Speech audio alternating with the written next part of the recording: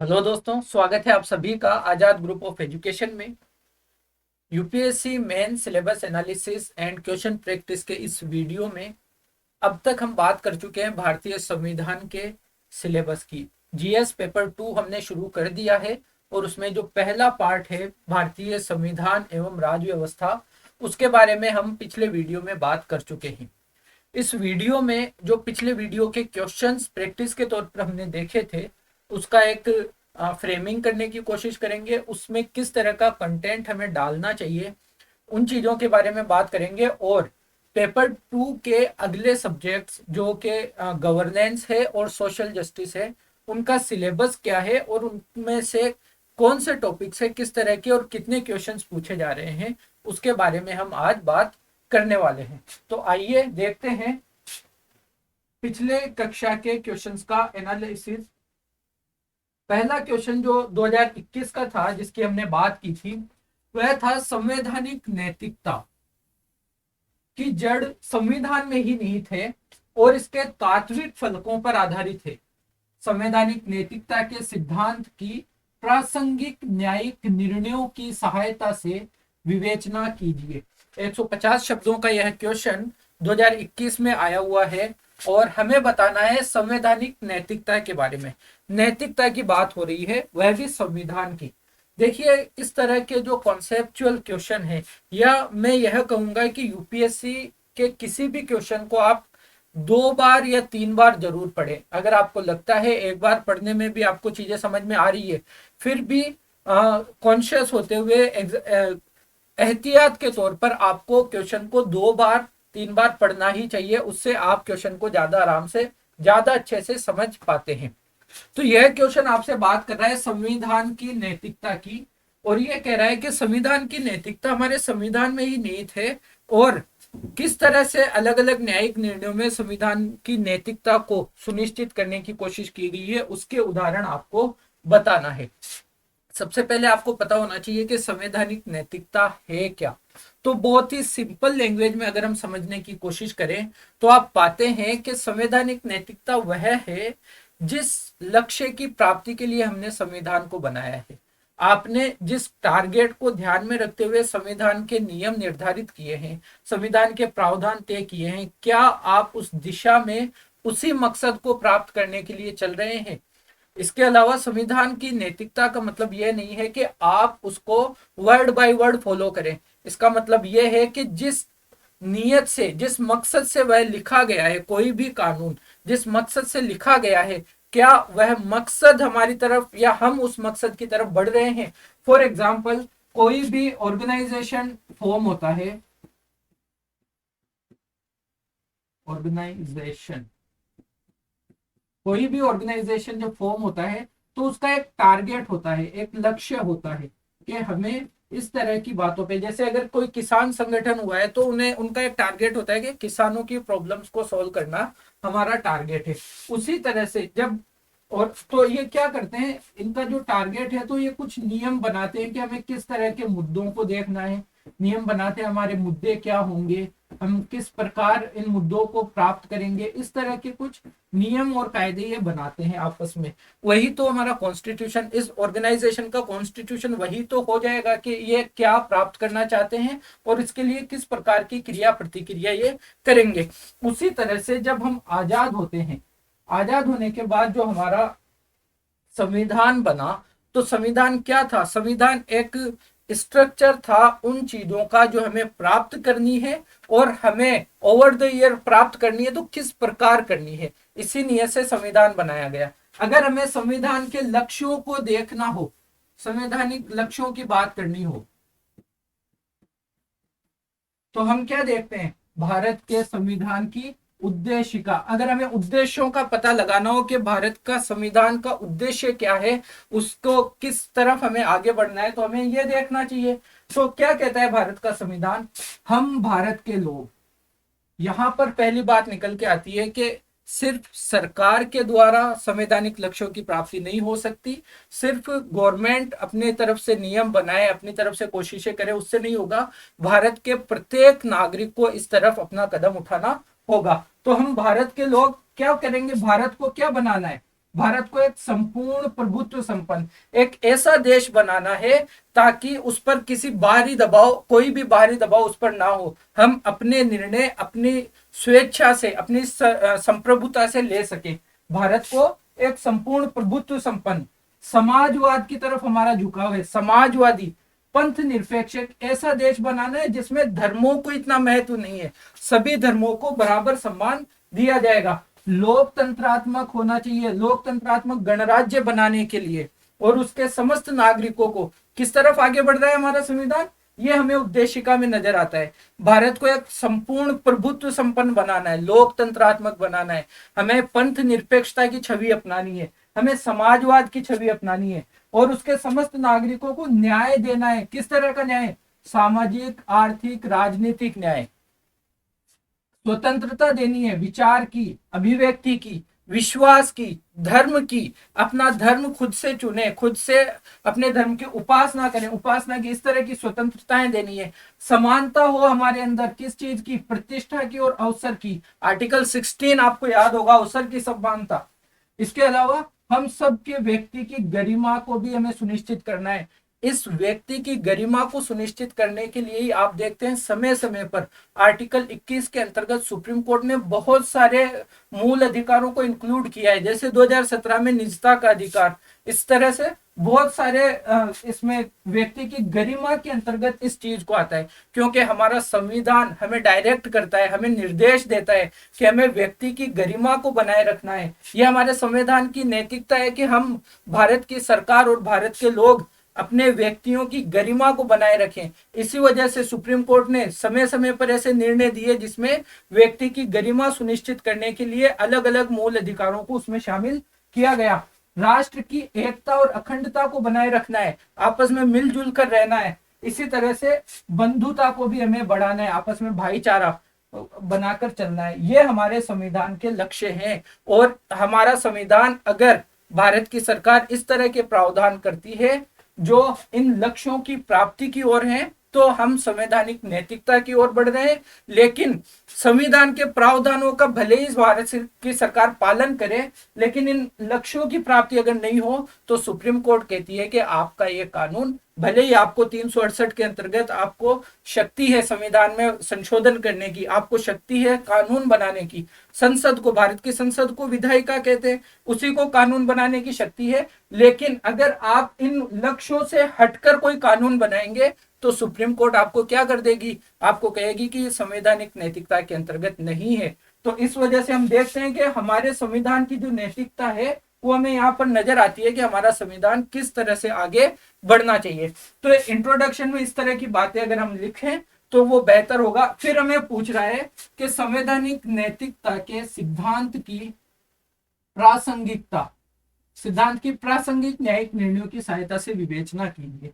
देखिए, गवर्नमेंट हमेशा एक, मतलब में गवर्नमेंट और नागरिकों के अधिकारों में एक कॉन्ट्राडिक्शन सा हमेशा होता है।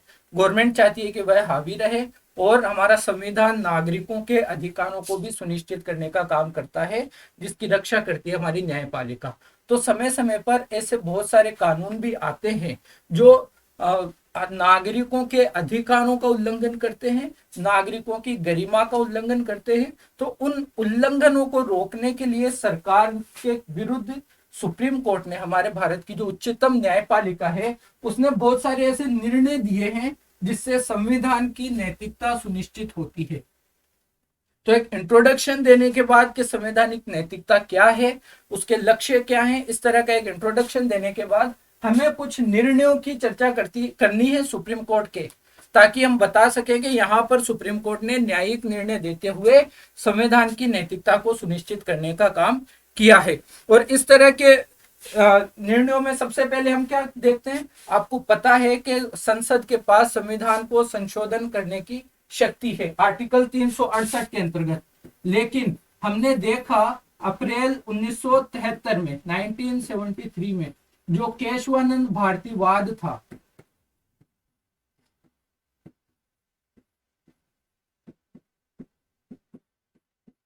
केशवानंद भारतीवाद 1973, इसमें सुप्रीम कोर्ट ने एक ऐसा दिया बेसिक स्ट्रक्चर, आधारभूत संरचना,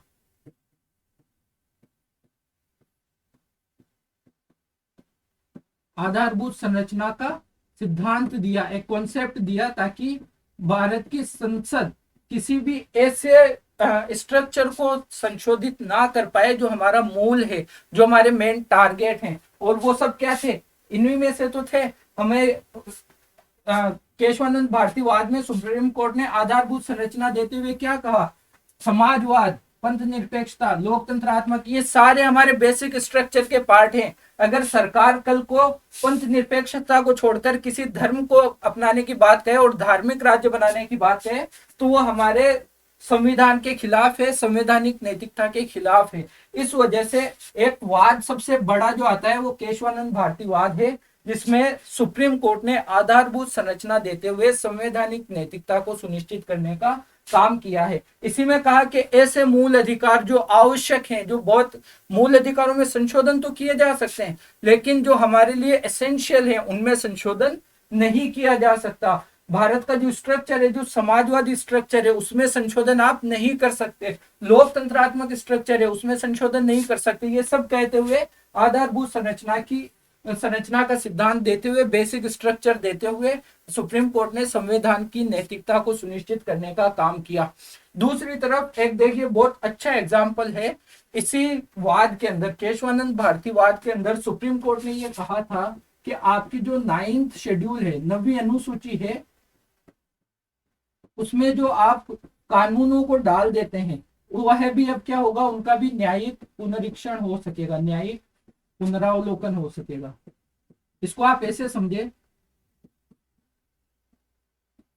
इसको इस तरह से समझना है कि जब हमारे संविधान में संपत्ति के अधिकार को मूल अधिकारों के रूप में रखा गया, तो हमने देखा कि भारत के अंदर जो विकास कार्य थे वह कहीं ना कहीं बाधित होना शुरू हुए। क्योंकि जब हमारी प्रथम गवर्नमेंट ने विकास कार्यों के लिए आगे भू सुधार जैसी चीजें करना शुरू की, तो लोग खड़े हो गए सुप्रीम कोर्ट में कि संपत्ति का अधिकार हमारा मूल अधिकार है। इस वजह से हमारी तब की सरकार ने, क्योंकि उनकी नीयत अच्छी थी, इन द सेंस कि वह चाहते थे विकास करना, तो एक नई अनुसूची लाई और उन्होंने ऐसा प्रावधान किया कि इस अनुसूची में जो भी कानून होगा उसका सुप्रीम कोर्ट में पुनरावलोकन नहीं किया जा सकता, सुप्रीम कोर्ट उसे उसके खिलाफ निर्णय नहीं दे सकती।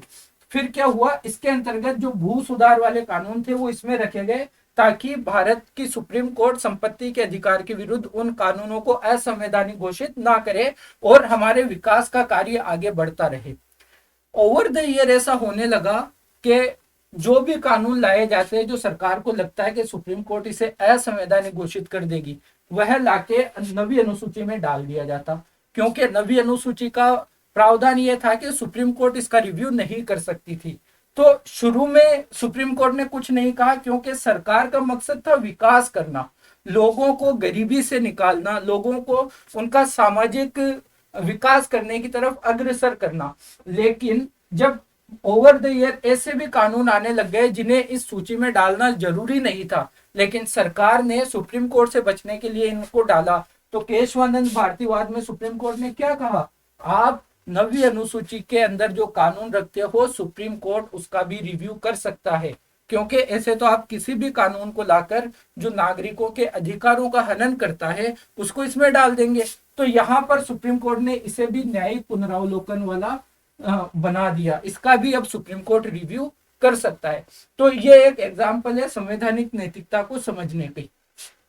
भले ही संविधान आपको कहता है कुछ चीजें करने का, लेकिन अगर उन अधिकारों का यूज आप करेंगे नागरिकों की स्वतंत्रता का हनन करने के लिए, तो फिर आपको वह बातें भी आपकी असंवैधानिक घोषित कर दी जाएगी। इसके अलावा अगर हम देखें 2017 का नाज फाउंडेशन वाद जो था,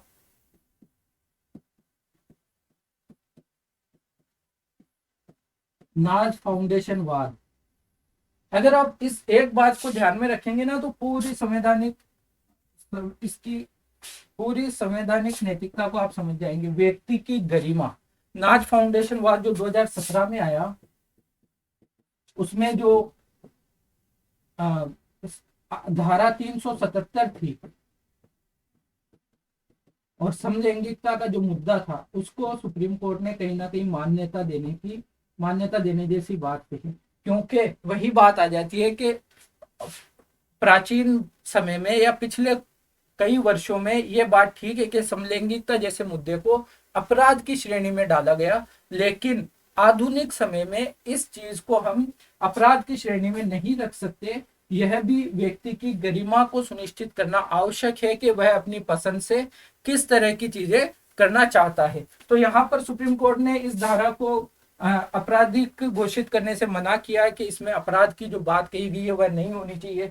समलैंगिकता जैसे मुद्दों को पहचान देने की बात की गई, तो यहाँ पर भी व्यक्ति की गरिमा सुनिश्चित करते हुए संविधान को नैतिक रूप से आगे बढ़ाने पर, वही व्यक्ति की गरिमा हमें सुनिश्चित करनी है किसी भी हाल में, तो उसकी तरफ सुप्रीम कोर्ट ने एक निर्णय नाथ फाउंडेशन में दिया था। फिर हम देखते हैं सबरीमाला वाद में जो महिलाओं के अधिकार पर आघात किया जा रहा था मंदिर प्रवेश को लेकर, तो सबरीमाला वाद को भी इसका एक एग्जाम्पल माना जाना चाहिए। सबरीमाला वाद, जो सबरीमाला का केस था हमारे सुप्रीम कोर्ट में मंदिर प्रवेश को लेकर, वह भी एक इम्पोर्टेंट केस इसमें कहा जा सकता है। दिल्ली की जो स्थिति हम देखते हैं कि दिल्ली का उपराज्यपाल दिल्ली की सरकार के बीच में अक्सर केंद्र के एजेंट के रूप में वहां पर जो कार्य होने की कोशिश होती है उनमें ये सारी राजनीतिक लड़ाई है, किसी तरह से अड़ंगा डालने की कोशिश की जाती है। और अभी तो यह बिल आ चुका है कि सरकार का मतलब उपराज्यपाल। तो इस वाद में भी सुप्रीम कोर्ट पर कई बार बहसें हुई है इसको लेकर, तो सुप्रीम कोर्ट ने भी ये कहा कि यह बात ठीक है कि संविधान के अंतर्गत उपराज्यपाल को ऐसी शक्ति है कि वह उससे पूछा जाना चाहिए, लेकिन हमारे भारत के संविधान की जो नैतिकता है, जो हमारा लक्ष्य है कि हम लोकतांत्रिक रूप से आगे बढ़े, तो हमें लोकतांत्रिक रहते हुए उन चीजों का सम्मान करना चाहिए जो हमें आगे बढ़ाने की तरफ काम करती है, ऐसा सुप्रीम कोर्ट का कहना था। तो उपराज्यपाल से संबंधित जो विवाद थे उसमें भी इन सब चीजों की बात की गई थी। ये एक बहुत ही अच्छा क्वेश्चन है, इसे आप सोल्व नहीं कर सकते अगर आपकी समझ संविधान को लेकर बेहतर नहीं है तो ये एक बहुत ही अच्छा क्वेश्चन था। और इस क्वेश्चन से आपको एक चीज याद रखनी होती है, एक चीज आपको पता चलती है कि सुप्रीम कोर्ट के जो लैंडमार्क निर्णय है, जो बहुत बड़े निर्णय है, उन्हें हमें याद भी रखना है ताकि हमें एग्जाम में उन्हें रेफरेंस के तौर पर लिख सके कि इस निर्णय में सुप्रीम कोर्ट ने ऐसा कहा था और इस निर्णय में ऐसा कहा था। ईयर के साथ उनको याद रखें, किस मुद्दे से वह संबंधित है, ताकि हमारा क्वेश्चन थोड़ा अच्छा और बेहतर हो सके। अगले क्वेश्चन की तरफ बढ़ेंगे।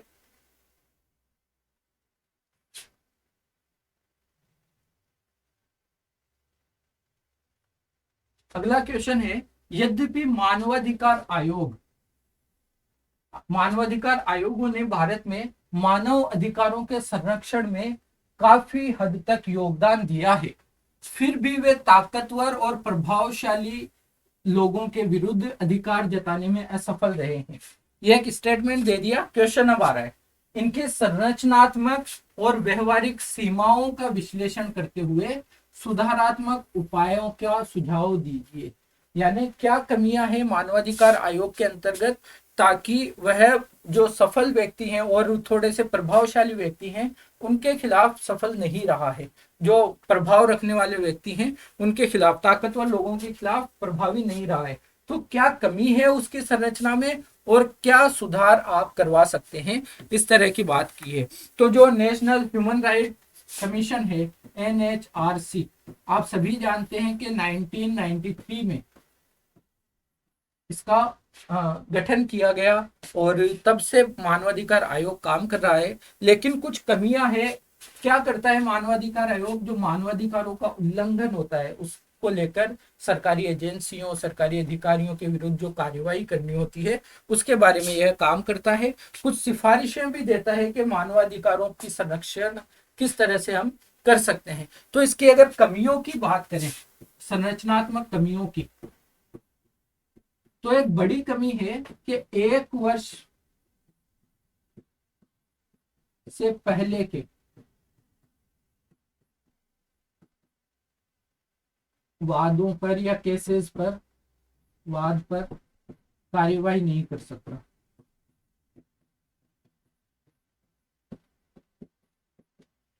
जो केस 1 साल के अंदर आए हैं और इनके पास शिकायत आई है, सिर्फ उसी बात पर ये अपने जांच कर सकते हैं। 1 साल से पहले के केसों पर किसी भी तरह की कार्यवाही ये नहीं कर सकते। इसके अलावा जो जांच की जाती है या इनके जो प्रकृति है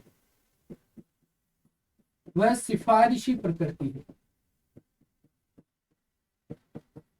सिफारिशी यानी सलाहकारी।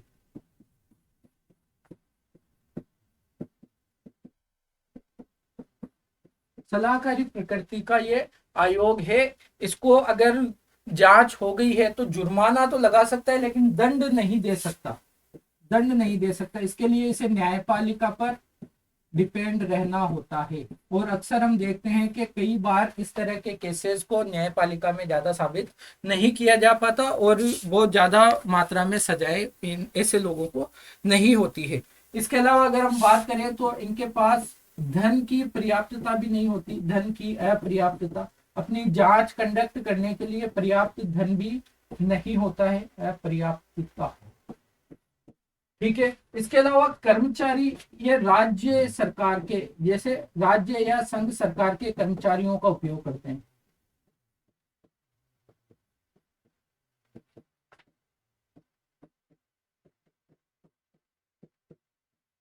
जब इन्हें जांच करनी होती है तो इनके पास कोई केंद्र सरकार के या राज्य सरकार के कर्मचारी का इन्हें यूज करना होता है, उनके द्वारा ये अपनी जांच मुकम्मल करते हैं। इनके पास अलग से कोई कर्मचारी कैडर नहीं है ताकि ये अपनी जांच को तेजी से और निष्पक्ष रूप से कर सके। इसके अलावा जो ये सरकार को जो सिफारिशें करते हैं, जो सलाहें देते हैं, इन सिफारिशों का क्या होता है, सरकार या तो नजरअंदाज कर देती है, सरकार को जो सिफारिशें दी जाती है या तो उसे नजरअंदाज कर दिया जाता है या उसे आंशिक रूप से माना जाता है, पूरी तरह से उन पर ध्यान नहीं दिया जाता है। तो इस तरह की कमियां यहाँ पर हमें देखने को मिलती हैं। फिर अगर बात करें सुझावों की तो इन्हीं को दूर करने के हमें सुझाव दे देने हैं। ठीक है, तो यहाँ पर इस तरह से ये क्वेश्चन हमारा कंप्लीट हो जाता है।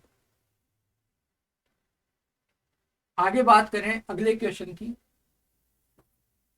किन आधारों पर किसी लोक प्रतिनिधि को, किन आधारों पर किसी लोक प्रतिनिधि को लोक प्रतिनिधित्व अधिनियम, people of representative act, representative of people act 1951, representation of people act 1951 के अधीन निर्हरित किया जा सकता है, अयोग्य घोषित किया जा सकता है।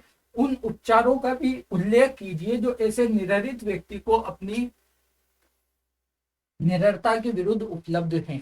तो ऐसे कौन से प्रावधान भारतीय इसमें लोक प्रतिनिधित्व अधिनियम 1951 में है कि कोई व्यक्ति चुनाव लड़ने से या संसद का सदस्य बनने से या विधानसभा का सदस्य बनने से अयोग्य हो जाता है, वह बातें आपको बतानी है। तो एकदम फैक्चुअल जैसी चीजें हैं, क्योंकि आपको अगर लोक प्रतिनिधित्व अधिनियम 1951 के बारे में, उसके प्रावधानों के बारे में पता नहीं है तो फिर आप इस क्वेश्चन को नहीं कर सकते।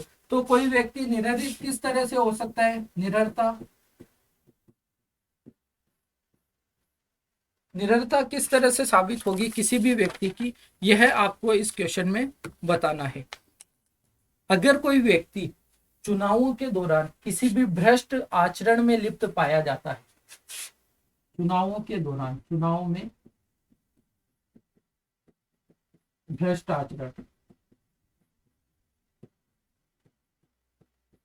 भ्रष्ट आचरण किया जाता है, दोषी पाया जाता है इस चीज का, तो उसे अयोग्य घोषित किया जा सकता है। भ्रष्ट आचरण इन द सेंस कोई ऐसी बात कह दी जिससे सामाजिक सौहार्द बिगड़ता हो, या और भी जो कंडीशंस हमारे निर्वाचन आयोग ने और इस अधिनियम में रखी हुई है उन चीजों का अगर उल्लंघन होता है तो इस तरह की के लोगों को क्या किया जा सकता है, निर्हरित घोषित किया जा सकता है, चुनाव लड़ने से अयोग्य घोषित किया जा सकता है। इसके अलावा अगर किसी अपराध में, किसी अपराध में 2 साल या अधिक, 2 साल या ज्यादा की सजा उसे सुनाई गई हो तो भी वह क्या होगा, जितनी सजा हुई है प्लस उससे 6 साल तक वह अयोग्य घोषित कर दिया जाता है। फिर अगर हम बात करें, अगर जैसे एक प्रावधान है कि किसी भी प्रत्याशी को, किसी भी लोक प्रतिनिधि को अपने चुनाव का खर्च एक निश्चित समय में चुनाव आयोग को सौंपना होता है, तो अगर वह निश्चित समय में चुनावी खर्च सौंपता नहीं है, चुनाव खर्च निश्चित समय में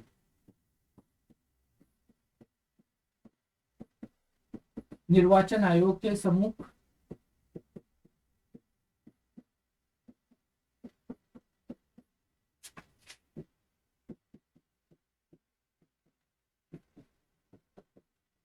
प्रस्तुत नहीं करता है। अगर कोई व्यक्ति अपने चुनाव खर्चों का ब्यौरा, चुनाव खर्च ब्यौरा एक निश्चित समय में प्रस्तुत नहीं करता है, निर्वाचन आयोग को बताता नहीं है, तो भी उसे अयोग्य घोषित किया जा सकता है। विभिन्न समूहों के मध्य शत्रुता को बढ़ावा देने और रिश्वत के अपराध के लिए दोषी ठहराया गया हो। वही बात, अगर सामाजिक सौहार्द को नुकसान पहुंचाने की कोशिश करता है और रिश्वत लेने जैसी अपराधों का दोषी पाया जाता है, तो भी उसे अयोग्य घोषित किया जा सकता है। अब अगर हम बात करें ऐसे निररित व्यक्ति को निररता के विरुद्ध क्या उपचार उपलब्ध है, यहाँ पर उपचार भी है, कौन कौन से उपचार उसको उपलब्ध हैं अपनी निररता के विरुद्ध। तो वही बात है, वह जाकर सुप्रीम कोर्ट में, सॉरी, हाई कोर्ट में अपनी याचिका लगा सकता है चुनाव याचिका के तौर पर, और उस बात को, निर्वाचन आयोग की उस बात को चैलेंज भी कर सकता है इस प्रावधान के अंतर्गत जो उसे अयोग्य घोषित किया जाता है। फिर उच्च न्यायालय का जो भी निर्णय होता है उसके बाद वह सुप्रीम कोर्ट में भी उसकी अपील कर सकता है। इसके अलावा अगर हम देखें तो जो अंतिम निर्णय होता है कि कोई व्यक्ति अयोग्य घोषित किया जाएगा या नहीं किया जाएगा, वह अगर राज्य के मामले में है तो राज्यपाल करता है, और राष्ट्रपति के मामले में है तो राष्ट्रपति करता है निर्वाचन आयोग की सलाह से। तो यहाँ पर भी उसे यह है कि निर्वाचन आयोग राज्यपाल या राष्ट्रपति को कहता है कि आप इसे अयोग्य घोषित करें या नहीं करें। इसके अलावा अगर निर्वाचन आयोग को लगता है कि कुछ आधारों पर ठीक है, दोषी पाया गया है, लेकिन कुछ आधारों पर उस व्यक्ति की निररता को समाप्त भी किया जा सकता है, और समाप्त नहीं किया जाए तो उसे, उसकी निररता का जो अवधि है, उसकी अयोग्यता की जो अवधि है, उसे निर्वाचन आयोग कम भी कर सकता है। तो यहाँ पर इस तरह के प्रावधान है ताकि उसकी अयोग्यता को कम या समाप्त करने जैसी चीजें हो सकती है। ये 3 क्वेश्चन थे जो हमें आज देखने थे। और अब हम बात करते हैं अगले सब्जेक्ट की। पेपर 2 में जो 4 मुख्य सब्जेक्ट हमें देखने को मिलते हैं, खास तौर से इंडियन पॉलिटी में कॉन्स्टिट्यूशन और राज्य व्यवस्था दोनों को मैं मान के चल रहा हूं। फिर सोशल जस्टिस आता है, सोशल जस्टिस, फिर हम देखते हैं गवर्नेंस, और लास्ट में आता है आईआर। तो आप देखते हैं कि इंडियन पॉलिटी भारतीय संविधान और राज्य व्यवस्था से कम 20 में से 9 से 10 क्वेश्चन आपको देखने को मिलते हैं। 9 to 10 क्वेश्चंस एवरी ईयर कहाँ से आते हैं? इंडियन पॉलिटी से हमें देखने को मिलते हैं मेंस के पेपर में। गवर्नेंस की अगर हम बात करें तो 1 भी दिखता है, 2 भी दिखता है, कई बार लगभग आपको 2 क्वेश्चन तो आपको यहाँ से एवरेज लेकर चलना है कि 2 क्वेश्चन गवर्नेंस से आएंगे। आईआर से जब आप अगले वीडियो में देखेंगे हम, तो आप पाते हैं कि 4 क्वेश्चंस रेगुलर आईआर से पूछे जाते हैं, और बाकी के 5 से 6 क्वेश्चन जो भी हैं लगभग, तो वो आते हैं हमारे सोशल जस्टिस से। तो इस वीडियो में अब हम बात करने वाले हैं सोशल जस्टिस और गवर्नेंस के सिलेबस के बारे में। क्या कह रहा है?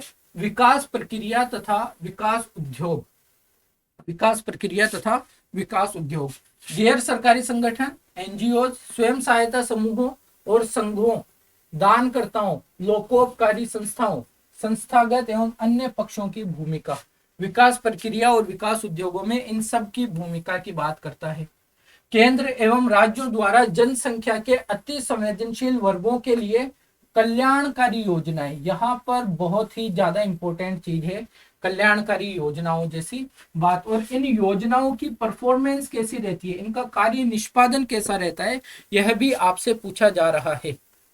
फिर बात करें इन अति संवेदनशील वर्गों की रक्षा एवं बेहतरी के लिए गठित तंत्र, विधि, संस्थान एवं निकाय। जो हमारे अति संवेदनशील तत्व हैं, अति संवेदनशील वर्ग हैं, उनके बारे में किस तरह का तंत्र हमारे पास है, कैसा कानून हमारे पास है, किस तरह की बॉडीज हमारे पास है, उनकी भी बात ये करता है।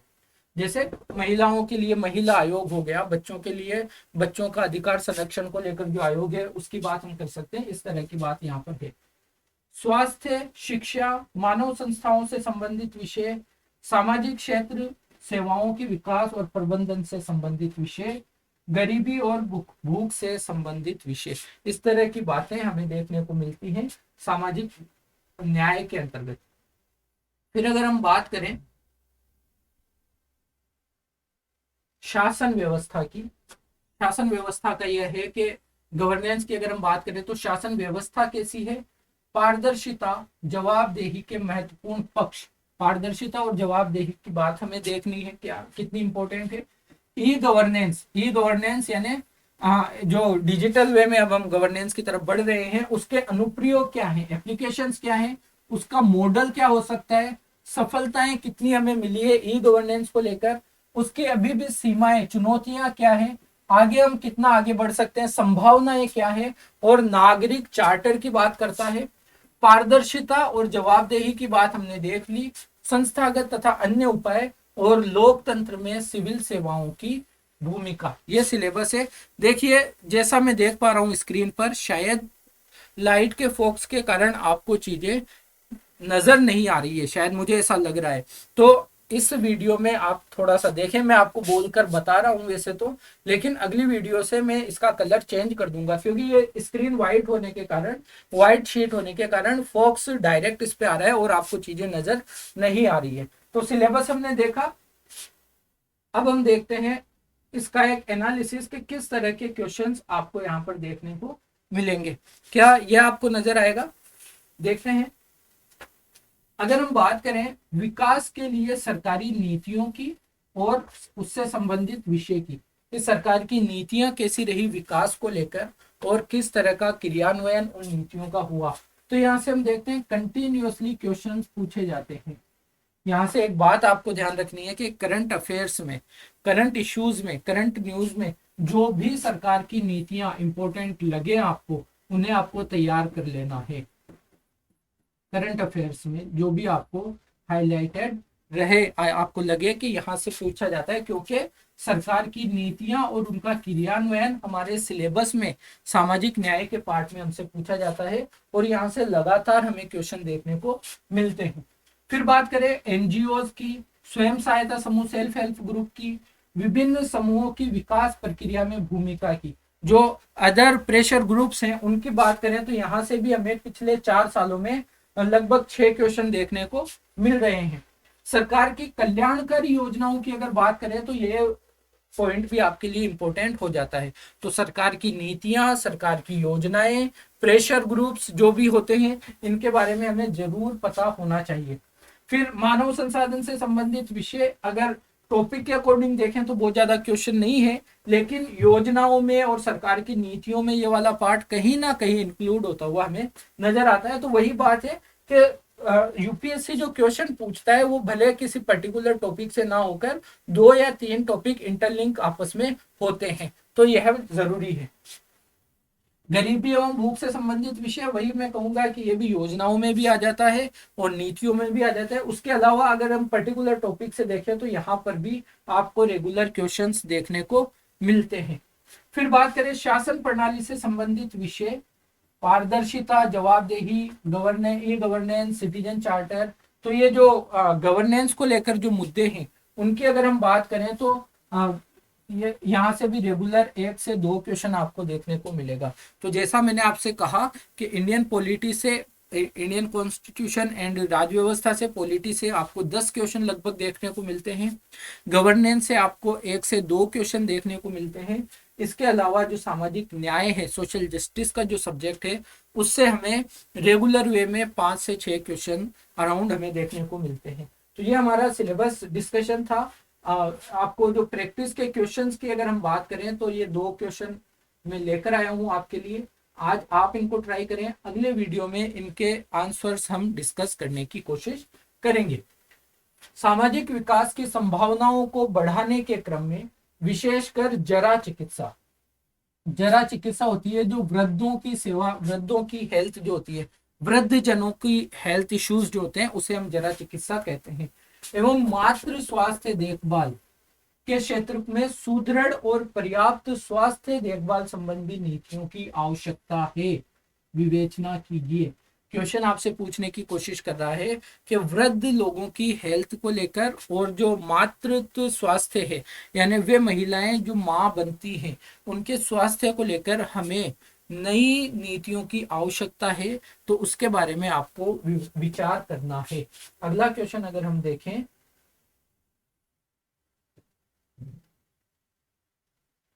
यह कहता है भारत में नीति निर्माताओं को प्रभावित करने के लिए किसान संगठनों को किसान संगठनों द्वारा क्या क्या तरीके अपनाए जाते हैं और वे तरीके कितने प्रभावी रहते हैं, इस बारे में आपको बताना है। तो ये था हमारा आज का वीडियो। उम्मीद करता हूँ आपको अच्छा लगा होगा। हाँ, मुझे आपकी ये परेशानी समझ में आई कि लाइट के फोकस के कारण आपको स्क्रीन, वाइट स्क्रीन अच्छे से नज़र नहीं आ रही है। इस प्रॉब्लम को अगले वीडियो में 100% श्योर कर दिया जाएगा, 100% रिजोल्व कर दिया जाएगा। इसके अलावा अगर आपके कोई भी सजेशंस होते हैं, कोई भी बात होती है, तो कमेंट सेक्शन में लिखिए। आपके कमेंट्स कंसिडर किए जाते हैं। ठीक है, इससे पहले वाले वीडियो ज़रूर देखिएगा, उसके बाद इस वीडियो पे आइएगा, आपको ज़्यादा बेहतर चीज़ें समझ में आएंगी। इस वीडियो को यहीं पर रखेंगे। अपना ख्याल रखिए। धन्यवाद।